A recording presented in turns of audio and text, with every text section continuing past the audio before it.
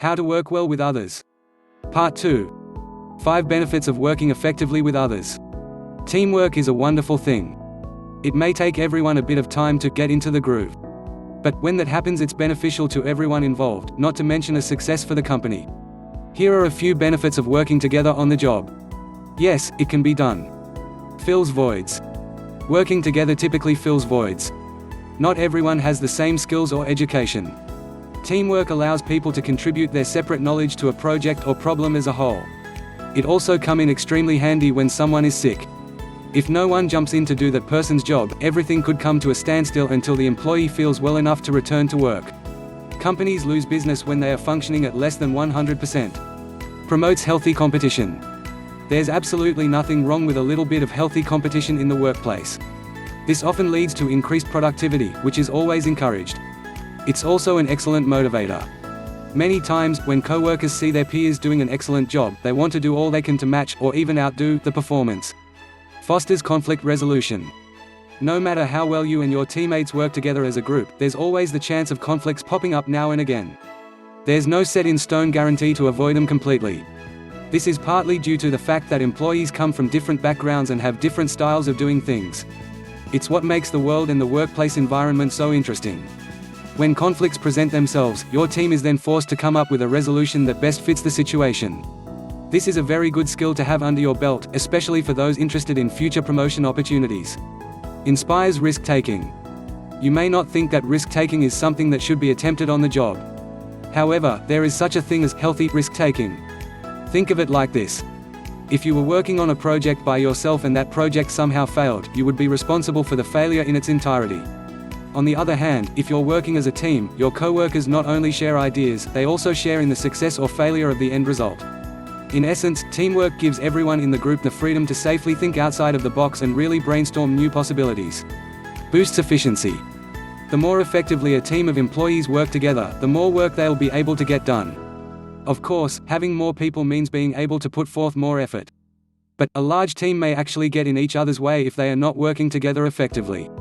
Even if you don't work directly with a team, communicating effectively with other members of your organization helps to get things done as quickly as possible. Establishes trust. Finishing a project with coworkers does a lot to build a relationship with them. Once they actually help you to get things done, you'll know that you'll be able to rely on them again in the future. This feeling of trust will give you a level of safety that will make it much easier to work and share ideas with your coworkers. On the other hand, if members of the team don't trust each other, they can make decisions that aren't good for the business in the long run. They may feel that they're the only member of the team that can actually get the job done, and therefore try to do the whole thing themselves. This could lead to a serious drop in efficiency, and potentially even bigger problems if the added strain causes this employee to make a mistake. 6. Training new employees. If you're the one in charge of training new employees at the workplace, you have a major impact on their impression of the organization as a whole.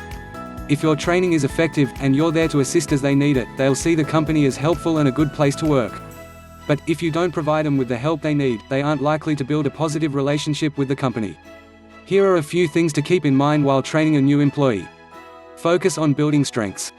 As you work with a new hire, be on the lookout for areas where they excel and encourage them to build on their expertise. Not only will this encourage them to do a good job now, it will also set them up to get a promotion for a job that suits their skill sets in the future. In addition, ask them if they have any other strengths that they feel could help them get the job done. They may be able to help out the company in ways that you hadn't thought of beforehand. Find resources online. There are a number of different learning programs available on the internet that are well suited to many different companies and organizations. These courses typically include written instructions and instructional videos, as well as interactive components such as quizzes, puzzles, or even games. With such a wide variety available, you're bound to find a course for every department in your organization. All it takes is a bit of research. Ask for help. If you're having a hard time training new employees, it may be time to call in some help. Professional workplace training companies are out there and can help to educate your staff on a great number of things. Typically, these groups come right to your place of work to administer their training. However, the assistance provided can prove to be pretty costly. In order to keep training costs to a minimum, think of your current staff. If any of them are exceptionally talented in one of the areas your training covers, ask them if they would be willing to spend some time with your trainees. They may be able to provide insights that would not have occurred to you. Encourage learning. It's hard to teach someone who doesn't want to listen to what you have to say.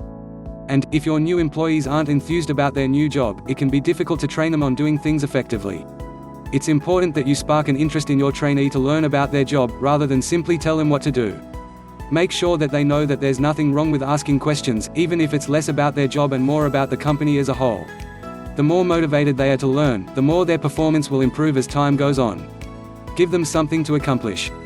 After you've instructed your new employee on how to do their job, give them something to do so you can see how much of their training they can remember. Make sure that you monitor them as they do this, but try not to interfere too much unless they need help. Not only does it give you a good idea of what they've learned, it will also help them figure out how to apply it to their new job and help them to feel a sense of accomplishment. 7 types of conflict in the workplace. Much like conflict in our personal lives, conflict in the workplace can be difficult to avoid. Disputes among coworkers are often resolved among the parties involved without a hitch. However, it can sometimes be necessary to contact your human resources department or upper management to solve the problem if the dispute cannot be settled. Part of handling conflict effectively is knowing what type of workplace conflict you're dealing with when the problem arises. It's easier to change yourself than to change others. Typically, change for the better is not easy for anyone to attain. You can't just snap your fingers or wave a magic wand and expect said changes to occur overnight. But think of how great it would be if it was actually possible to accomplish the task. However, keep this in mind. While it is possible to change yourself with some effort involved, sometimes more than you're willing to put into it, it's extremely difficult to change others. More to the point, when you take time to think about it, do you really have that right? It's hard to change a situation when you don't have back history and all of the facts. The same thing is true with a person. Until you've actually walked in someone's shoes, you don't know why the person acts the way they do. You may have a general idea, but generalities just aren't enough. Whether you're at work or in another location, when the mood strikes you to want to change someone, try this instead. Think about things you can do to improve upon the issue. Coming right out and telling someone that you think they need to change is a sure way to initiate bad feelings between the two of you.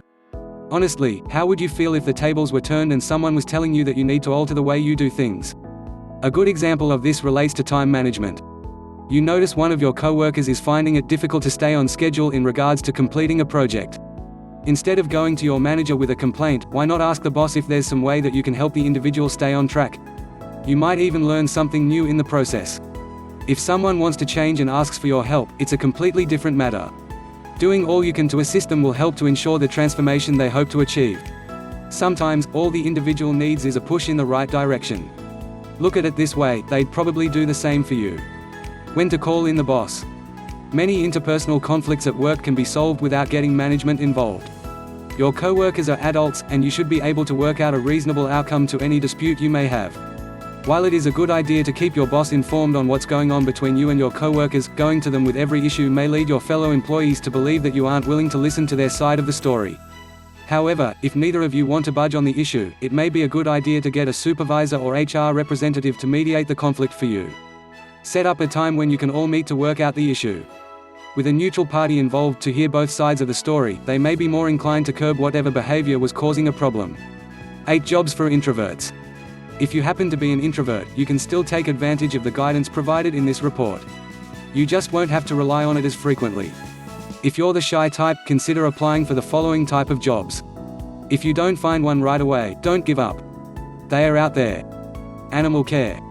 If you love animals, think about getting a job working at a veterinarian's office, animal shelter, or even a pet store. Although the pay is lower than many other employment opportunities, the majority of the time will be spent working with the animals themselves. Leave the interaction with humans to your extroverted coworkers. Social media manager. At first, this may seem like a strange choice. Yes, the job requires interacting with people. But, since it's all done via the internet, you don't have to actually be face-to-face with the people who you're communicating with. With the ever-growing popularity of social platforms, there will likely always be a need for this behind-the-scenes managerial position. Court reporter. At the time of this writing, the Bureau of Labor Statistics indicates that the median income for a court reporter is just shy of $50,000 per year. Even though a court reporter is required to be in the courtroom, he or she has very little interaction with anyone. The only time speaking is required is when someone asks the individual to read back part of the court transcript. Freelance writer. Thanks to the popularity of the internet, freelance writing opportunities are seemingly everywhere. Better yet, you don't need a college degree to get started. If you can write in an interesting manner and have a basic grasp at grammar, clients are out there waiting for your assistance. Typically, the only time you have to actually interact with someone is when you're discussing a potential job or have questions for a current client. Even then, just about everything can be done via email. Translator. If you speak one or more foreign languages, why not put this knowledge to additional use? A translator's job is simply to convert written documents or audio recordings from one language to another. No additional involvement from co-workers required. Other possible options, with limited human interaction, include the following: truck driver or delivery person, security guard, bookkeeper, landscaper, janitor, lab technician or researcher, artist, graphic designer. For more ideas, take an hour or so to do an online search. You'll probably be surprised by the employment suggestions for people who prefer to limit interaction with co-workers. This information is just a small sample of things you can do to help ensure that you always work well with others, regardless of your job description or company position. Obviously, the easier it is for you to interact with co-workers and customers, the higher the chances of getting a raise or promotion. You may have to work on some of these things before they begin to feel like second nature. The good news is that if that's the case, it's totally okay. Don't beat yourself up about it. There is no such thing as a perfect employee, no matter how much education or experience in the field he or she happens to have. In any job, two of the most important traits to possess are diligence and honesty. As long as you exhibit both of these qualities, there's a good chance you'll succeed and, better yet, feel good about doing so. Just like there is no perfect employee, there is no perfect job or set of co-workers. There will probably be times you feel frustrated by both, which is perfectly natural. During those periods, do all you can to remain positive about the situation. Being positive is a choice you make. It doesn't only hinge on the good things that happen to you. If you remain positive even when things aren't the best, your coworkers will be more likely to pick up on your attitude and try to match it. Some people are more introverted and prefer to work alone. If you fall into this category, that's okay too. As long as you can find work you're happy doing, that's the most important thing. However, you may want to consider this. By practicing some of the suggestions in this report, you may slowly find yourself becoming a little more extroverted. If and when that happens and you find yourself feeling more comfortable around people, it may be time to make an attempt to expand your employment horizons. This new feeling of confidence won't happen overnight. But with practice and patience, you may eventually find yourself wanting to work with others. And there's certainly nothing wrong with that. In closing, keep the following motivational quotes in mind. Better yet, write each of them on a post-it note and stick them around your workstation. Remember, motivation is contagious. Why not help to spread around and make your work environment a friendlier and more productive place? Your co-workers will undoubtedly thank you for it.